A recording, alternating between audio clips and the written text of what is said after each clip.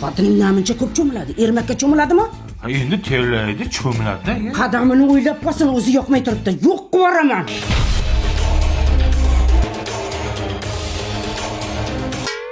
Cho'milayotgan bo'lsam 2 paqir suvga cho'milayapman. Ayrim joylarimga suv yetib borayotgani ham yo'q. Bilaman. Menga qarang, yo meni tanlang, yo onangizni. Menga sen ham, onam ham kerak.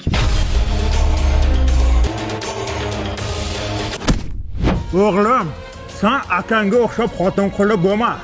Akang onasidan kechib xotinini tanladi. Xotiniga naqllena o'tirib, qo'lini o'pganini o'zim ko'rdim. Yo tavba.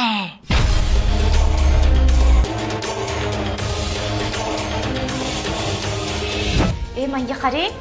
Akangiz xotin quli bo'lsa zo'r-ku. Zo'r. Undan ko'ra lalaymasdan tezroq uyiningizga oling.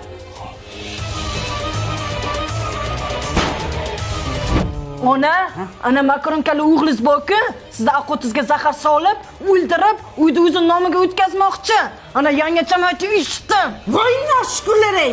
Men ana katta ho'kizi bolasiga ertalabdan kechgacha qarayman. Tuvagini to'kaman, po'qini yuvaman. Menga bo'lgan rahmati shumi? Kerak bo'lsa bolasiga o'zi qarasin.